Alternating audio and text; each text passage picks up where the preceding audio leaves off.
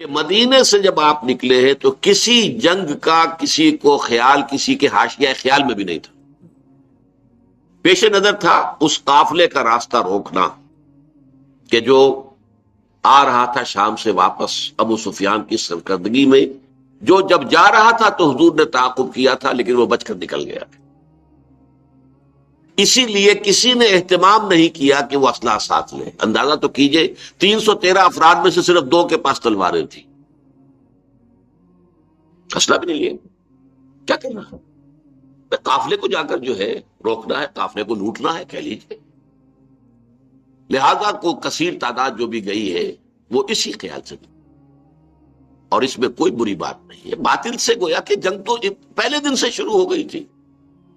جیسے ہی حضور نے کہا لا الہ الا اللہ آپ کے اوپر تشدد شروع ہو گیا، بات ختم ہو گئی. تصادم تو ہے، صرف یہ ہے کہ پہلے وہ تصادم ذہنی اور فکری سطح پر تھا صرف، یا وقت یک طرفہ تشدد تھا اس میں کہ مسلمانوں کو اجازت نہیں تھی جوابی کارروائی کرنے کی. اب یہ تصادم 2 طرفہ ہے. اینٹ کا جواب پتھر سے دینے کا موقع آ گیا، مرحلہ آ گیا. اور اس انقلاب کی تکمیل کے لیے انگریزی میں ایک لفظ آتا ہے پش. ایک تو PUSH پش، کسی چیز کو دھکا دینا. ایک ہے PUTCH. یہ پش جو ہے یہ ہے کسی بھی مہم میں پھر آخری حلہ بولنا. تو یہ پش جو ہے انقلابی جد و جہد کا فائنل پش جو ہے وہ ہے یہ آرم کانفلکٹ. اور اس کا بھی آغاز اس ایکٹیو ریزسٹنس کے نتیجے میں جو حضور نے 1 سال تک جاری رکھا، اس کے نتیجے میں یہ 1000 کی فوج نکلی. حضور جب اپنے 313 ساتھیوں کو لے کر تقریباً درمیان میں تھے مدینے اور بدر کے، وہاں حضور کو وحی کے ذریعے سے اللہ نے اطلاع دے دی کہ مکے سے ایک لشکر بھی چل چکا ہے، بڑا طاقتور لشکر. اور ساتھ ہی اے محمد صلی اللہ علیہ وسلم ہمارا وعدہ ہے کہ ایک تو وہ جو اوپر سے قافلہ آ رہا ہے شمال سے، اور ایک جو جنوب سے آ رہا ہے لشکر، ان 2 میں سے ایک پر ہم ضرور مسلمانوں کو فتح دے دیں گے. یہ وحی جب حضور پر آ گئی اور آپ کو اطلاع مل گئی کہ مکے سے تو قریش کا ایک فوج نکل آئی ہے، مسلح، کیل کانٹے سے لیس، پوری تیاریوں کے ساتھ. اب آپ نے ایک مجلس سے مشاورت منعقد کی اور آپ نے مسلمانوں کے سامنے یہ مسئلہ رکھ دیا کہ دیکھو ہم نکلے تھے اس کام کے لیے، لیکن اب صورت اللہ تعالیٰ کی طرف سے یہ پیش آ گئی ہے. وہ قافلہ بھی آ رہا ہے اور ادھر سے لشکر بھی آ رہا ہے، اور اللہ کا وعدہ ہے ان میں سے ایک پر لازماً اللہ ہمیں فتح عطا کر دے گا.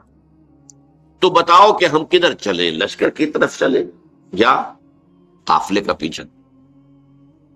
اس کو آپ جدید اصطلاح میں یہ کہہ سکتے ہیں کہ یہ اپنے ساتھیوں کے مورال کو ریڈ کرنے کی حضور کی طرف سے ایک کوشش تھی. پتہ چلے ساتھیوں کی کا مورال کیا ہے، کیا عالم ہے، ان کا حوصلہ کیا ہے، ان کے جذبات کیا ہیں، ان کی امنگیں کیا ہیں. آیا وہ ڈر جاتے ہیں یہ سن کر کے لشکر آ رہا ہے، قریش کا لشکر؟ قریش کا تو یوں سمجھیے کہ اس کا لفظ ایک دہشت پیدا کرنے والا تھا عرب کے اندر. قریش، ان کا لشکر اور تیاری کے ساتھ پوری طریقے سے کیل کانٹے سے لیس، یا یہ ہے کہ ان کے اندر اس کیفیت سے اور استقامت پیدا ہوتی ہے کہ ٹھیک ہے اب وقت آیا، اب وقت شہادت آیا ہے، اب وقت آیا ہے کہ ہم اپنا جو مقصود و مطلوب ہے، شہادت ہے مطلوب و مقصود مومن، نہ مال غنیمت نہ کشور کشائی. تو حضور نے جب یہ مشورے کے لیے بات رکھی، یہ بات بڑی اہم ہے، بڑی پیارا واقعہ ہے یہ سیرت کا. مہاجرین میں سے کئی افراد نے کھڑے ہو کر تقریر کی بڑی جوشیلی.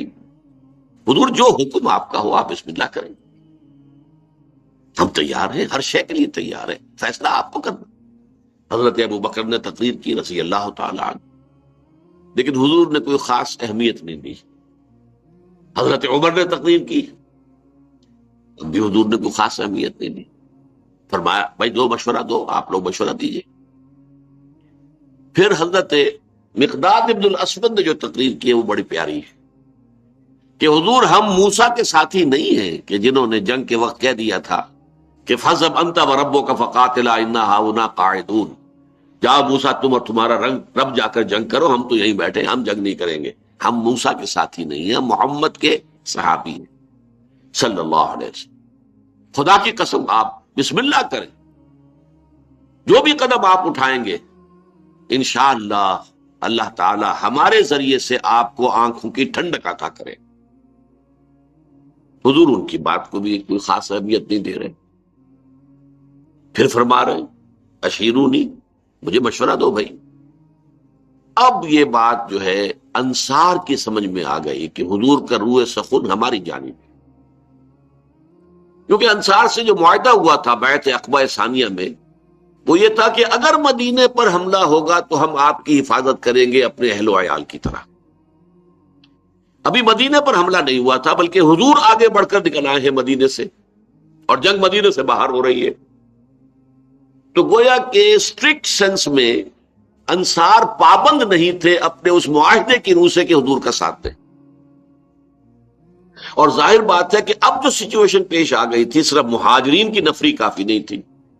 80-85 مہاجر تھے، باقی سب کے سب تو انصار تھے، ان میں 313. وہ کفایت نہیں کرتے تھے اس سچویشن جو اس وقت پیش آ گئی. لہذا حضور بار بار کہے ہیں تو سمجھ گئے. حضرت سعد بن عبادہ کھڑے ہوئے رضی اللہ تعالی عنہ، بڑی پیاری تقریر ہے ان کی یہ. کأنک تعنینا یا رسول اللہ، اے اللہ کے رسول شاید آپ کا روح سخن ہماری جانب ہے. فإنا آمنا بک وصدقناک، تو ہم تو آپ پر ایمان لا چکے ہیں. وہ بیعت عقبہ والی بات کو آپ بھول جائیے. جب اب ایمان لے آئے، ہم نے آپ کو اللہ کا رسول اور نبی مانا ہے، تو ہمارے لیے آپشن کون سا ہے؟ We don't have any option. خدا کی قسم اگر آپ اپنی سواری سمندر میں ڈال دیں گے، ہم سب کے سب آپ کے پیچھے سمندر میں اتر جائیں گے. اور خدا کی قسم اگر آپ ہمیں حکم دیں گے تو ہم برق الغماد تک پہنچ جائیں گے، یمن کا ایک شہر، اور اپنی جو سواریاں ہیں یہ اونٹ اور اونٹنیاں انہیں اس طویل سفر کی وجہ سے لاغر کر دیں گے، لیکن آپ جہاں حکم دیں گے آپ بسم اللہ کیجیے. اس پر آتا ہے کہ حضور کا چہرہ کھل اٹھا، خوشی کے اور بشاشت کے آثار، کہ یہ جو جماعت میں نے تیار کی ہے اتنی محنت سے، دعوت اور تربیت اور تنظیم کے مراحل جو میں گزار کے لایا ہوں، یہ جماعت اب تیار ہے فی الواقع اس آخری مرحلے میں داخل ہونے کے لیے. اب ہم پوری طریقے سے فٹ ہیں. اس پر آپ کے چہرے پر بشاشت. اس کے بعد آپ نے کہا تو چلو پھر بدر کی طرف. اب یہ میں آپ سے عرض کر چکا ہوں کہ وہ قافلہ تو بدر کی وادی میں داخل ہی نہیں ہوا. ابو سفیان کو لے کر پہاڑی سلسلے کے ادھر مغرب کی طرف سے ہوتے ہوئے ساحل سمندر کے ساتھ ساتھ لمبا سفر کر کے بچ کے نکل گئے. اور یہ جب جو لشکر آ گیا قریش کا، اور جب پڑاؤ ہے، صرف میں اس کے بھی 2 واقعات آپ کو سنا دوں کہ جب پڑاؤ پڑا ہوا ہے تو وہاں اطلاع پہنچ گئی کہ قافلہ تو بچ کر نکل گیا. ابو سفیان کا پیغام آ گیا کہ میں قافلے کو بحفاظت لے کر مکے پہنچ گیا. اب یہاں سوال پیدا ہوا، پھر وہی ہاکس اینڈ ڈوز کا معاملہ. ڈوز نے یہ سوچا کہ اب خوریزی کاہے کے لیے، ہم تو نکلے تھے اپنے قافلے کی حفاظت کے لیے، قافلہ تو پہنچ گیا. لیکن جو ہاکس تھے ان کو تو سمجھ میں یہ آیا کہ یہ تو ہمیں موقع مل گیا، گاڈ گیون اپارچونٹی. یہ ڈوز ہماری بات چلنے نہیں دے رہے تھے. اب جو ہے اب ہم یہاں تک پہنچ گئے ہیں، مدینہ یہاں سے صرف 80 میل دور ہے، ہم کہاں سے کہاں تک ہو کر یہاں پہنچ گئے ہیں، تو اب تو موقع ہے، اب یہاں سے واپس جانے کا کیا سوال. حضرت حکیم بن حزام رضی اللہ تعالی عنہ اس وقت تک ابھی ایمان نہیں لائے تھے. وہ گئے عتبہ کے پاس. کیا عتبہ؟ دیکھیے ہمارا جو قافلہ تھا وہ تو بچ کے جا چکا ہے، اب یہ خامخواہ کی خوریزی اور جنگ کاہے کے لیے؟ آپ کی حیثیت یہ ہے قریش کے ہاں کہ اگر آپ اس کو روکنا چاہیں تو جنگ اب بھی رک سکتی ہے. اس نے بھی کہا ٹھیک ہے، بات تو تمہاری صحیح ہے، اچھا چلو چلتے ہیں ابو جہل کے پاس. وہ he was the chief of the ہاکس. وہاں جا کر بات کی، اور وہ شخص جو تھا پھر اس نے پینترا بدلا، تانا دیا عتبہ کو. عتبہ کے بیٹے تھے حضرت حذیفہ رضی اللہ تعالی عنہ، جو ایمان لا چکے تھے، حضور کے ساتھ تھے. ہاں معلوم ہوتا ہے عتبہ بیٹے کو سامنے دیکھ کر تم پر بزدلی طاری ہو گئی ہے. اب یہ عرب کے لیے بہت بڑا تانا تھا. دوسری طرف اس نے یہ کیا کہ وہ جو ایک مارا گیا تھا وادی نخلا میں، ایک مشرک، اس کے بھائی کو بلایا کہ دیکھو یہ تمہارے بھائی کے قاتل جو ہیں وہ اب سامنے پڑے ہوئے ہیں، لیکن یہ لوگ چاہتے ہیں کہ جنگ نہ ہو۔ اس نے فوراً کپڑے پھاڑے، وہاں کا جو ان کا ایک قبائلی رواج تھا، چیخنا چلانا شروع کیا، اپنے اس مقتول بھائی کا نام لے کر کے اس کا انتقام، اس کا قصاص لے کر جائیں گے، بس نہیں جائیں گے واپس یہاں سے۔ عتبہ نے بھی اس طعنے کا جواب دیا کہ یہ صبح معلوم ہوگا کہ کون کاورڈ ہے، کون بزدل ہے۔ ظاہر بات ہے کہ عتبہ کو یہ بات کھا گئی، وہ چونکہ نسبتاً شریف النفس لوگوں میں سے تھا، یعنی عمر کے اعتبار سے بھی بزرگ، ویسے بھی بدتبائیں ہیں ہر ایک کی، جیسے کہ وہ شعر ہے کہ نہ ہر زن زنستو نہ ہر مرد مرد، خدا پنج انگوش یکساں نہ کر۔ نہ اہل ایمان میں سے سب ایک درجے کے تھے، برابر کے تھے، نہ کفار میں سب ایک درجے کے تھے۔ کافروں میں انتہائی سخت معاند بھی تھے، اور کافروں میں وہ شخص بھی تھا جنہوں نے حضور کو پناہ دی تھی، جبکہ آپ طائف سے آئے ہیں مایوس لوٹ کر، وہ بھی کافر ہی تھا، مشرک تھا۔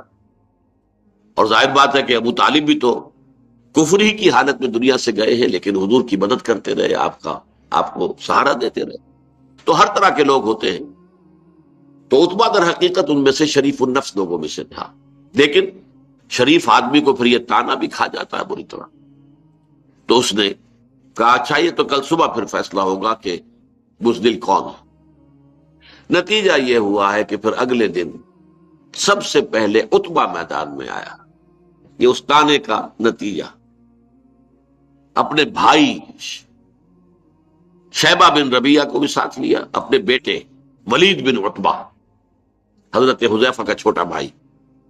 اب بڑا بھائی حضور کے ساتھ ہے، چھوٹا بھائی یہاں مقابلے میں۔ یہ نکلے جیسا کہ پرانے زمانے میں رواج تھا، مبارزت، چیلنج کیا، آئے کوئی ہمارے مقابلے میں۔ ادھر سے 3 انصاری صحابی نکلے، انہوں نے پوچھا کون ہے آپ لوگ، ڈسکلوز یور آئیڈینٹی۔ انہوں نے بتایا ہم انصار میں سے ہیں۔ تو نہیں تم سے ہم جنگ کرنے آئے ہی نہیں ہیں، ہماری شان سے فروتر ہے کہ ہم یہ کاشتکاروں سے جنگ کریں۔ تانا دیا کہ مدینے کے لوگ تو کاشتکار لوگ ہیں، ہمارے مد مقابل بھیجو محمد صلی اللہ علیہ وسلم جو ہمارے قبلے کے۔ حضور نے ان تینوں کو اشارہ کیا واپس آ جاؤ۔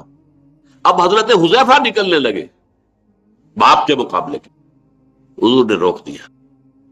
حضور کی شفقت و رحمت نے اسے گوارا نہ کیا کہ باپ بیٹے کے مقابلے میں آئے اور بیٹا باپ کے مقابلے میں۔ لیکن پھر بہرحال 3 نکلے، حضرت حمزہ عتبہ کے مد مقابل، حضرت علی اور حضرت حارثہ بن عبد المطلب۔ بن مطلب، عبد المطلب نہیں، یہ 3 قرشی نکلے۔ ہاں انہوں نے جب بتایا کہ ہاں ٹھیک ہے اب ہمارے مقابلہ جو ہے برابر کی چوٹ کا ہے۔ بہرحال نتیجہ کیا نکلا کہ تینوں کو واصل جہنم کیا، اگرچہ حضرت حارثہ جو تھے وہ بھی زخمی ہو گئے، تلوار کا وار ان کی ٹانگ پر پڑا، ٹانگ کٹ گئی تو گر گئے، لیکن پھر جس سے مقابلہ ہو رہا تھا حضرت علی نے اس کو بھی واصل جہنم کیا۔ یہ جو ہیں جو زخمی ہو گئے تھے، یہ واپس جاتے ہوئے جبکہ بدر سے جا رہے تھے حضور فتح مند ہو کر مدینے کی طرف، تو درمیان میں ان کا انتقال ہو گیا۔ تو ان کے سمیت 14 صحابہ جو ہیں شہید ہوئے، جبکہ 70 قرشی کھیت رہے، واصل جہنم ہوئے۔ اور ان 14 میں سے کوئی بھی نمایاں شخص نہیں تھا بہت بڑا، اور وہ سارے کے سارے چوٹی کے لوگ تھے، تمام سرداران قریش، اور 70 کو قیدی بنا لیا۔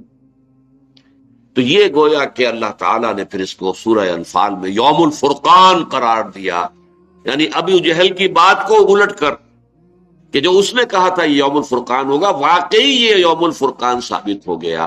اللہ کی مدد آئی، فرشتے بھی آئے، اس کی تفاصیل میں نہیں جا رہا، وہ آپ کتابوں میں پڑھ لیں گے۔ میں صرف اس کو واضح کرنا چاہتا تھا کہ غزوہ بدر کے بارے میں یہ خیال کہ یہ صرف ڈیفنس کے لیے تھا، یہ بات جو ہے ذہنوں سے نکال دیجیے۔ اس پروسیس آف ریولوشن کے حوالے سے یہ اصل میں ایکٹیو ریزسٹنس کا منطقی نتیجہ، آرم کانفلکٹ، اور اس ایکٹیو ریزسٹنس کو انیشیٹ کیا ہے محمد الرسول اللہ صلی اللہ علیہ وسلم نے۔ ابتدا آپ کی طرف سے ہوئی ہے، آپ نے چھاپا مار دستے بھیجنے شروع کیے، آپ نے ان کا اکنامک بلاکیٹ کیا، آپ نے ان کی پولیٹیکل آئسولیشن کی شکل اختیار کی، جس کے نتیجے میں اس کو تعبیر کیا کرتا ہوں کہ سانپ بل میں سے نکل آیا۔ سانپ کو مارنا ہو تو کیا کریں گے؟ تو بل میں گھسا ہوا ہے، تو آپ کو معلوم ہے نا، کوئی بین وین بجاتے ہیں کچھ تاکہ وہ کوئی باہر نکل آئے۔ اب پتہ نہیں وہ بین سے کچھ واقعی کوئی اثر ہوتا ہے یا نہیں ہوتا ہے، لیکن جو عام میں تو آپ کو سمجھانے کے لیے کہہ رہا ہوں۔ یہ قریش بیٹھے ہوئے تھے مکے میں، اور مکہ حرم ہے، وہاں خوریزی، اگر اللہ کا عذاب آتا کسی اس طرح کا جیسے کہ اس سے پہلی قوموں میں آ چکا تھا تو مکے پر آتا، معاذ اللہ ثم معاذ اللہ ثم معاذ۔ خوریزی ان کی وہاں ہوتی نہیں۔ اس سانپ کو تو نکالنا تھا، اس سانپ کو نکالنے کے لیے محمد رسول اللہ صلی اللہ علیہ وسلم نے جو اقدام کیا، جو ایکٹیو ریزسٹنس کا جو پروسیس شروع کیا، اس کے نتیجے میں وہ 1000 کا لشکر نکل کر جو آیا ہے، وہ گویا کہ سانپ جو ہے وہ اپنے بل سے باہر آ گیا،